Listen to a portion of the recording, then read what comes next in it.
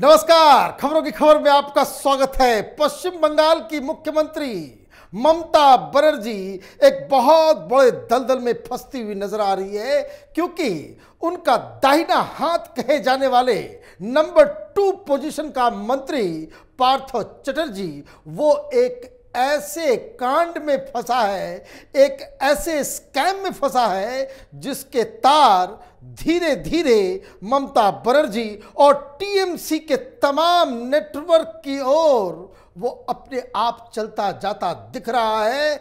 मतलब ये कि ये पार्थो चटर्जी ना हुआ, ये पूरी लंका में आग लगाने वाला एक मसाला ईडी के हाथ लग गया है। बताया ये जा रहा है कि पार्थो चटर्जी न सिर्फ इस शिक्षण भर्ती घोटाले में बवाल हुआ, बल्कि इंडस्ट्री और कॉमर्स में मिनिस्टर रहते हुए भी कई सारी गड़बड़ियां उसकी पोल पट्टी खुलती नजर आ रही है।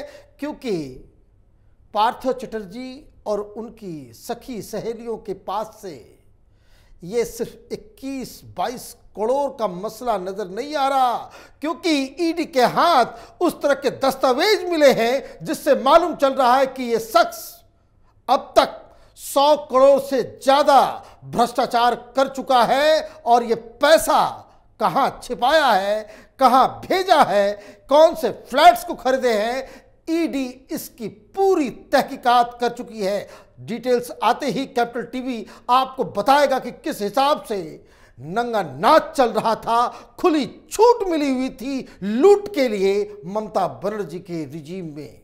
और सबसे बड़ी बात यह कि ये जाता जाता ममता बनर्जी को भी बदनाम करता चला गया, क्योंकि जब पुलिस इनके पास पहुंची थी, ईडी के अधिकारी जब इसके पास पहुंचे थे, जब गिरफ्तारी हो रही थी, इसने 4 बार कॉल किए ममता बनर्जी को और ममता बनर्जी फोन तक नहीं उठाई। ये खबर हमने 2 दिन पहले दी थी, लेकिन अब ये मालूम चल रहा है कि ईडी के दस्तावेज में, गिरफ्तारी की जो दस्तावेज है उसमें ममता बनर्जी का भी नाम आ गया।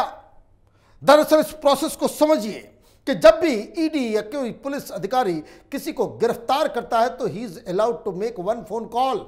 किसी अपने सगे संबंधी, रिश्तेदार, दोस्त, किसी को वो फोन करके बता सकता है कि हमें गिरफ्तार किया जा रहा है। पार्थो चटर्जी से जब कहा गया कि किसी को इन्फॉर्म करना है तो आप इन्फॉर्म कर लो, तो उसने 4 बार कॉल किए। किसको? ममता बनर्जी को। ये तस्वीर देखिए, ये ईडी के दस्तावेज हैं जिसमें साफ साफ लिखा हुआ है कि इसने ममता बनर्जी को फोन किया। ममता बनर्जी का फोन नंबर भी है जिसको हमने बकायदा मिटा दिया है। वो दस्तावेज में शामिल है कि वो सबसे करीबी जिसे मान रहा था, अपना दोस्त, मददगार मान रहा था ममता बनर्जी को, उसने 4 बार कॉल किए। ममता बनर्जी को पहले से ही मालूम था कि पार्थो चटर्जी के घर ईडी कार्रवाई कर रही है, छापेमारी कर रही है। इसके बावजूद 4 बार कॉल करने के बावजूद उधर से बस एक ही जवाब आया कि उधर से कोई जवाब नहीं आ रहा, कुछ देर के बाद आप कॉल कीजिए। मतलब ये कि ममता बनर्जी को भी इस सारी चीजों के बारे में पता होगा। पार्थो चटर्जी ने फिर बहाना बनाया कि मेरी तबीयत खराब हो रही है। कल तक हंस बोलने वाला व्यक्ति, अपनी सखी सहेलियों के साथ मौज मस्ती करने वाला व्यक्ति, 1 घंटे की गिरफ्तारी में ही इसके सारे कलपुर्जे ढीले पड़ गए। कभी वो कहता कि चेस्ट में पेन है, कभी पेट में दर्द है, कभी कुछ, और उसके बाद इसने बहाना ऐसा बनाया कि इसे एसएसकेएम हॉस्पिटल में जाना पड़ा और वकीलों ने दबाव डाला कि इन्हें बिल्कुल अकेला छोड़ दिया जाए। लेकिन ईडी तो ईडी है। सारी हेकड़ी पार्थो चटर्जी की आज निकल गई, क्योंकि ईडी सीधे पहुंच गई हाईकोर्ट और वहां पे इन्होंने गुहार लगाई कि यह व्यक्ति ड्रामा कर रहा है।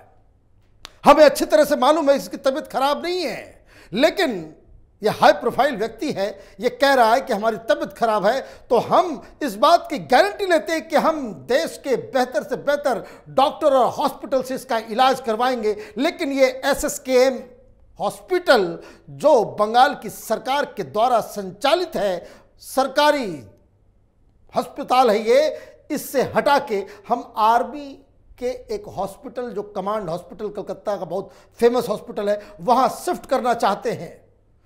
कोर्ट में जज साहब ने भी काफी हरकाया, किसे? पार्थो चटर्जी को, कि ये तमाशा, ये ड्रामा बंद करो, ये अचानक से तबीयत खराब हो जाती है तुम्हारी, इतने सारे पैसे, काला धन, शेल कंपनियों से रिश्ते, हवाला कांड, ये सारी चीजें निकलने लग गई हैं तो आपकी तबीयत खराब हो रही है। लेकिन कानून तो कानून है देश का, अगर कोई मेडिकल कंडीशन खराब हो जाए तो फिर अधिकारी, ईडी, पुलिस, इन सब के ऊपर जिम्मेदारी आ जाएगी। तो उन्हें कल रात अचानक से उठा के ले जाया गया, कहां? भुवनेश्वर के एम्स में। मतलब ये बंगाल में जो टीएमसी का जो तंत्र है उसके बाहर उठा के ले जाया गया। बताया जा रहा है कि दिल्ली से भी कुछ डॉक्टर्स वहां बुलाए गए, जो एयर एम्बुलेंस होता है उसके जरिए उनको वहां ले जाया गया। वो जब वहां पहुंचे, कैमरा देखते ही वो अपनी छाती पे यहां पे इशारा करके कह रहे बहुत पेन हो रहा है। अब कौन बताए, हार्ट तो इधर होता, दर्द होगा हार्ट का कुछ तो इधर होगा, इधर तो एसिडिटी की वजह से दर्द होता है।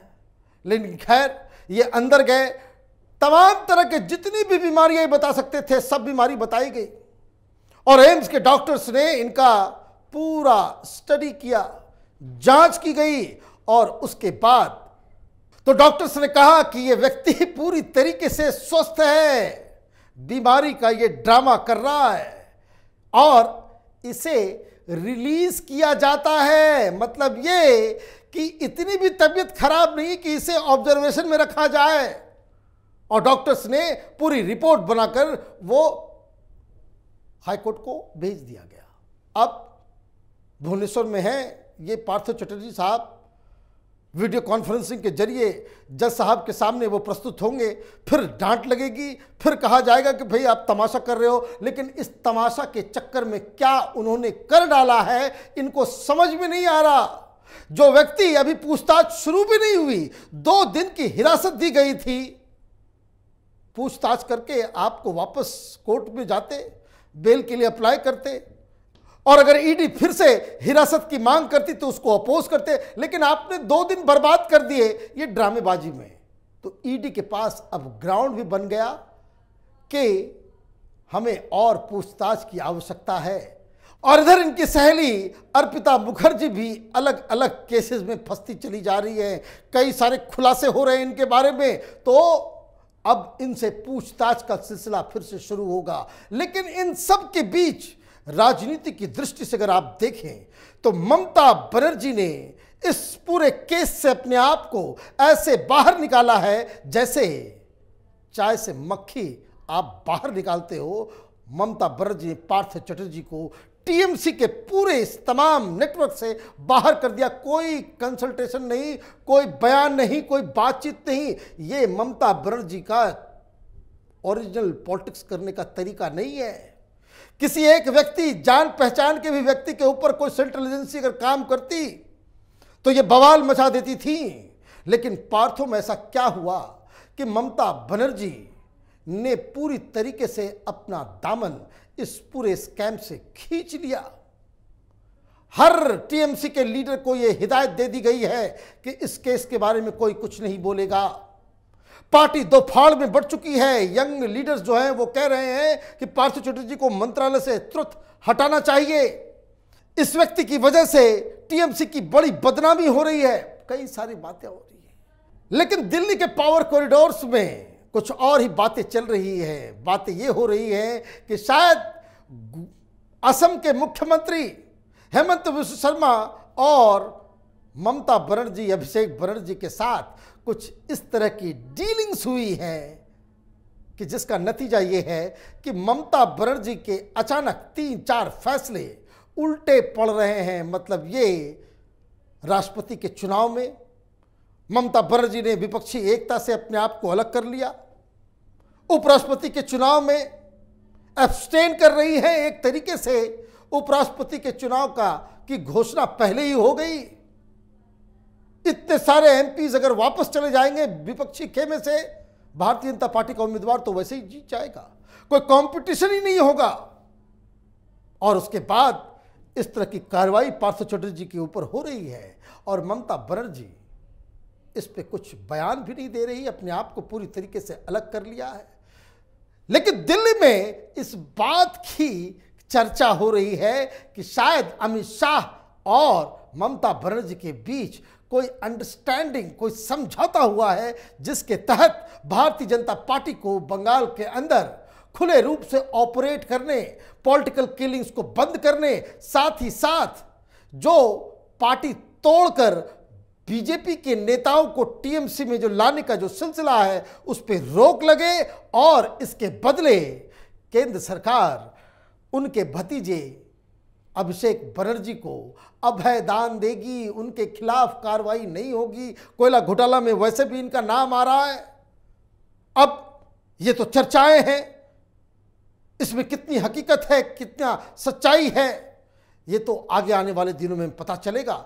लेकिन जो रवैया ममता बनर्जी का दिख रहा है उससे साफ साफ लग रहा है कि ममता बनर्जी ने भी भारतीय जनता पार्टी के सामने सरेंडर कर दिया है। पार्थ चटर्जी, उनकी सखी सहेलियों की जो काली करतूत है उसकी लिस्ट काफी लंबी है और कैपिटल टीवी इस पर नजर बनाए हुए है। आप देखते रहिए कैपिटल टीवी, हमारे वीडियो को लाइक कीजिए, शेयर कीजिए और हमारे चैनल को सब्सक्राइब कीजिए। धन्यवाद।